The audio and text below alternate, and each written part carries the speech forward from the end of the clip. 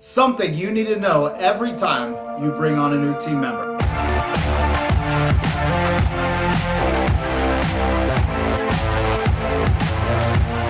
Hi, I'm Keppner. I'm the founder of Keppner Boxing and Fitness.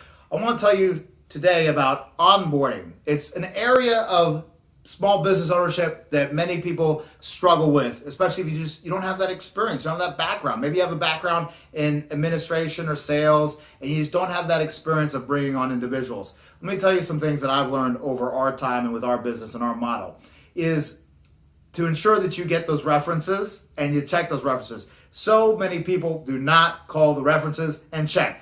We make it a priority to get 3 professional references from everybody, 3 if we can get it. A lot of times we have younger people working for us, and so you might not be able to get all those 3, but you want to shoot to get those 3. Call them, talk to them before you even talk to the prospect, because anybody, not anybody, but almost anybody can make a great first impression if they really try and make you think that they're an A player. But if you talk to those references, you're going to get a better idea, a true idea of who they are and how they work. And then you can also use that when you actually interview the prospect, all right? So then, and also, remember, never get wowed by the resume alone. Because you can have a resume, I've seen this many times, and many people I work with have seen this as well, where there's so many qualifications, it looks so good. Maybe you're looking for someone in a sales position, and they have a lot of sales experience. But just because they have a lot of sales experience doesn't mean they're actually good at it. Make sense? All right, and sometimes you actually want someone probably with no experience, maybe, depending on what it is you're doing, because then you can actually teach them and bring them along in your processes and your systems that hopefully you've built in your business. And again, if you're just starting a business, then you have to build all this inside of it. If you're buying an existing business, hopefully it has it. But one of the advantages of buying a franchise, like with our business, Keppner Boxing, we built in all the systems of onboarding, so you have that, so you don't have to even worry about trying to figure those things out. So you check those references, so then when you interview them, you can ask them questions. And you can ask them, say, okay, well, what would you say your references would say are your best traits, right? And what would they say are things that you struggle with and some of your challenges? And they know that you talk to the references, so they're going to be more honest, all right? They're going to have in the back of their head as they say something, if they're BSing, they know that probably their former employer or current employer probably is going to maybe say something a little bit different. And they'll save face like that by coming clean. But also you want to ask them specific questions, situational questions. So for instance, a great question is, tell me about a time that this happened. Maybe tell me about a time that maybe you had a challenge with another team member at a former job you had. Tell me about a time where you had to resolve a situation with a customer.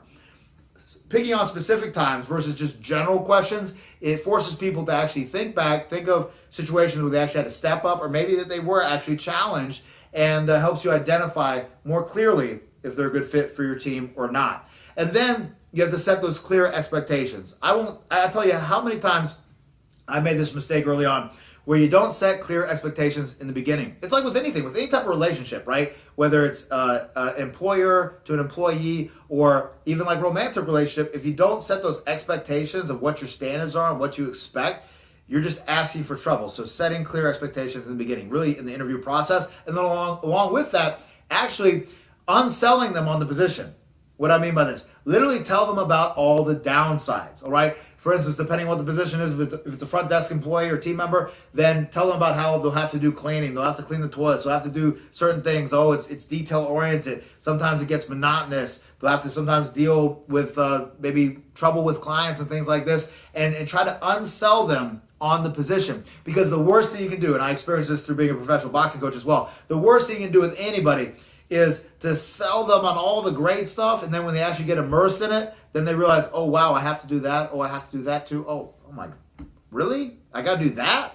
And you don't want to run into that. You want to, again, setting clear expectations of what they're going to be doing, and just frankly unsell them on the position, because if you don't unsell them on the position, then they're going to be unsold later. All right, so it's a great way to overcome that fear, because sometimes as employers or as managers, we'll be afraid to scare people off. But remember, if that's going to scare them off, it will scare them off later as well. So you just want to get that all out of the way right away, and that way you can address anything that might interfere with them. And then once you bring them on, commit to their success. Once you make that decision, commit to their success on the team, and in your group to do everything you can to help them succeed. And the last thing is when you have them on, once you've essentially onboarded them, moving on to kind of management of them, is to never address or to infer intention, only address actions. So a place that a lot of small business owners run into trouble, I see, and I've run into it as well many a times,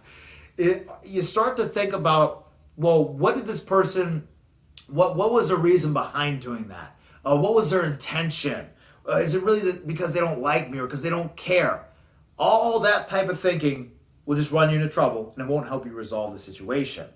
You have to address the action, because if you address what the intent might be behind the action, most of the time it's going to be a miss, and it's going to be you just confabulating ideas and constructs that don't apply to the situation and don't help you solve the situation. So remember, always address the action that needs to be corrected, the course correction, and don't worry about what the intention was behind it. Because if you can clear up the action, the intention doesn't matter. And then of course, if the action never does clear up, if they're not able to streamline into your systems and everything else that you have with your business or with your franchise, then eventually you might have to say, let them go after you've given them everything you can.